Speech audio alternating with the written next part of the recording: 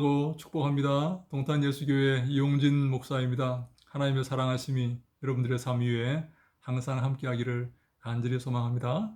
누가복음 산책하기 37번째 시간 여러분과 함께하게 되어서 너무나 기쁘고 감사하게 생각합니다. 지난 시간에는 네 가지 밭의 비유에 대해서 말씀을 드리고 또 예수님께서 새로운 가정, 천국의 공동체를 시작하신다 하는 것을 말씀을 드렸습니다.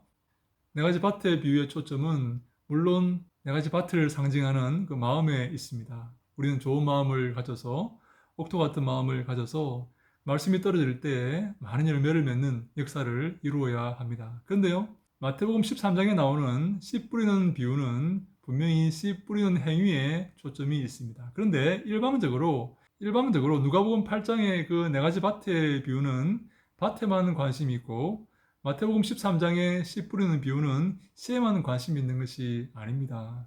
누가복음 8장의 네 가지 밭의 비유도 초점은 밭에 있지만 하나님의 말씀을 강조하고 마태복음 13장의 씨 뿌리는 비유도 초점은 씨에 있지만 말씀에 있지만 그 밭을 마음을 강조하고 있는 것입니다.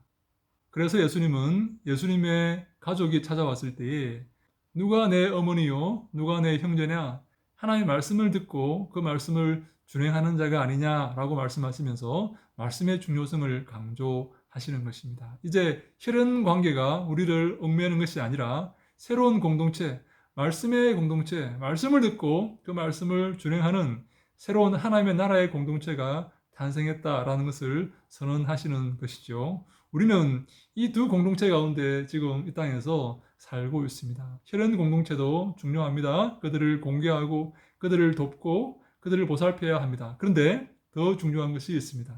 그것은 바로 말씀의 공동체요, 천국의 공동체입니다. 우리는 하나님의 말씀으로 예수 그리스도를 믿는 믿음으로 하나님의 자녀가 되었고 천국의 가족들이 되었습니다. 그래서 교회에서 새로운 가족, 새로운 가정, 천국의 공동체를 실험하고 실천해야 되는 것이지요. 여러분, 천국의 공동체, 새로운 가정을 맞이할 준비가 되셨습니까? 그 가정은 말씀을 통하여서 이루어집니다. 말씀을 듣고 그 말씀을 준행하는 가정입니다. 말씀이 그 가정의 중심이 됩니다. 말씀이 없이는 그 가정은 세워지지가 않습니다. 하나님 말씀을 듣고 준행하는 공동체이기 때문입니다. 우리의 삶 속에 하나님의 말씀이 살아 숨쉬기를 간절히 바랍니다. 역사하시기를 간절히 바랍니다. 그리고 내가 주의 말씀을 날마다 즐거워해서 그 주의 말씀을 묵상하는 그런 믿음의 삶을 살아가시기를 바랍니다. 우리의 삶에 하나님의 말씀이 항상 넘쳐서 서로 나누고 기뻐하며 감사하며 주를 찬미하며 그 말씀 속에서 우리가 서로 교훈을 얻고 자신을 바르게 하고 주님을 더욱더 닮아가는 그런 역사를 체험하시기를 간절히 바랍니다. 하나님 말씀의 공동체, 새로운 공동체에 참여하게 되었는데 두렵지 아니하십니까? 기존의 공동체, 나를 말없이 지지해 주던 그 공동체, 그 어머니의 공동체, 형제의 공동체, 든든하게 나를 지지하고 나를 도와줄 수 있는 그 혈연의 공동체를 떠나서 이제 천국의 공동체, 하나님의 말씀을 중심으로 하는 공동체, 나랑 아무 피도 섞이지 않았지만 하나님 말씀 가운데 함께 살아가는 그 천국의 공동체에 참여하게 된 것이 한편으로는 기쁘지만 한편으로는 두렵지 않습니까? 걱정되지 않습니까? 예수님께서 말씀을 마치시고 배를 타고 갈릴리 바다를 건너가십니다. 예수님께서 너무 피곤하셨는지 곤히 배 안에서 주무십니다. 그 제자들 가운데는 적어도 4명이 어부 출신입니다. 그 갈릴리 바다에서 고기를 잡으면서 잔뼈가 굵은 그런 사람들이었죠. 그런데 안타깝게도 그 배가 큰 광풍을 만나게 됩니다. 8장 23절에 행선할 때에 예수께서 잠이 드셨더니 마침 광풍이 호수로 내리침에 배에 물이 가득하게 되어 위태한지라 라고 되어 있습니다. 제자들이 당황했습니다. 이런 광풍은 아마 그들의 인생에 만나보지 못한 그런 위험한 광풍이었을 것입니다. 그래서 그들은 죽게 되었다고 고백을 합니다. 우리는 도저히 이런 광풍을 만나서는 살 수가 없다. 우리는 꼼짝없이 죽었다. 그만큼 어마어마한 광풍이 배에 몰아치게 된 것이죠. 우리 인생에도 이런 광풍이 임합니다. 도저히 감당할 수 없을 것 같은 광풍.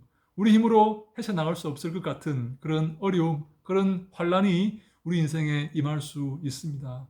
얼마든지 임할 수가 있습니다. 그때 우리는 어떻게 해야 될까요? 그 광풍 앞에서 초라하게 서 있는 우리는 어떻게 해야 될까요? 제자들은 예수님을 깨웠습니다. 예수님 일어나십시오. 우리가 죽게 되었습니다. 24절에 제자들이 나와 깨워 이르되 주여 주여 우리가 죽겠나이다 한데 예수께서 잠을 깨사 바람과 물결을 꾸짖으시니 이에 그쳐 잔잔하여 지더라 라고 말씀합니다. 예수님 일어나십시오. 우리가 죽게 되었습니다. 지금 우리가 다 죽었습니다. 제 어부 생활 30년을 돌이켜보건대 이런 광풍을 만났으면 반드시 죽게 됩니다. 우리는 다 죽었습니다. 예수님 일어나십시오. 지금 주무시면 안 됩니다. 일어나셔야 됩니다. 하고 깨우니까 예수님께서 바람과 물결을 꾸짖으셨다 이렇게 기록하고 있습니다. 이 꾸짖다라는 말은 에피티마오라는 말입니다. 이 티메라는 말은 명예라는 말이고 에피라는 말은 그 위에라는 말입니다. 다시 말해서 물결과 광풍의 그 권위를 넘어섰다는 말씀입니다. 물결과 광풍의 그 권위, 그 명예를 넘어섰다, 그 위에 계신다 하는 말씀입니다. 물결과 광풍의 권위, 권세가 어디 있습니까? 배를 뒤집어서 사람을 죽여버리는 그런 존재들 아닙니까? 예수님은 그 권위를 넘어서신 것입니다. 그 권위를 꾸짖고 계시는 것입니다.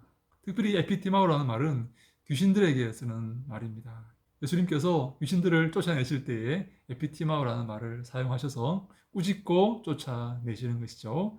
그래서 이 물결과 광풍 뒤에 귀신의 역사가 있다라고 해석하는 사람도 있습니다. 네, 저도 동의합니다. 이 물결과 광풍을 통해서 귀신은 그 배를 뒤집어서 예수님께서 사역을 못하시도록, 제자들이 더 이상 사역을 할 수 없도록, 하나님 나라 사역을 더 이상 할 수 없도록 만들겠다는 그런 의도죠. 그런데 예수님은 그 물결과 파도를 꾸짖습니다.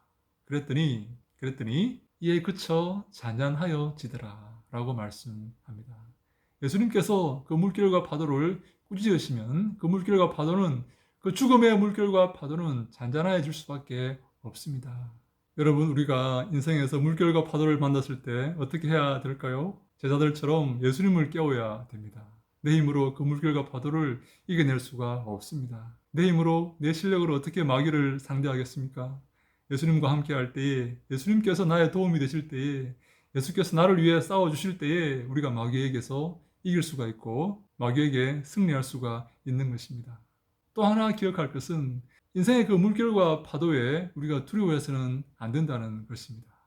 예수님과 함께하는 우리를 그 물결과 파도가 넘어뜨릴 수 있겠습니까? 우리가 타고 가는 그 배를, 예수님과 동승하고 있는 그 배를 마귀가 넘어뜨릴 수 있겠습니까? 뒤집을 수 있겠습니까? 결코 그렇게 되지 않습니다. 예수님은 천지를 창조하신 하나님의 아들이시기 때문입니다. 그러므로 그 물결과 파도를 두려워해서는 안 됩니다. 예수님 붙들고 예수님 앞세우고 그들과 싸워 나가야 됩니다. 아무것도 염려하지 말고 오직 기도와 간구로 너희 구할 것을 감사함으로 하나님께 아뢰라. 그리하면 모든 지각에 뛰어난 하나님께서 너희 마음과 생각을 지키시리라 라고 말씀하셨지 않습니까? 사랑하는 여러분, 두려워하지 마시기 바랍니다. 예수님께서 우리와 함께 하십니다. 예수를 구주로 고백하는 모든 사람들과 예수님은 함께 거하십니다. 그래서 우리가 주와 함께 있을 때에 우리의 승리는 보장되어 있는 것입니다. 물결과 파도를 잠잠케 하신 이 예수님 모습을 통해서 우리가 이 땅에서 먼저 예수님을 깨우고 그리고 그 물결과 파도를 결코 두려워하지 않는 믿음의 걸음을 내디뎌야 될 줄로 믿습니다. 예수님을 사모하는 모든 사람들에게 하나님께서 은혜를 더하시고 축복하실 줄로 믿습니다. 할렐루야! 샬롬!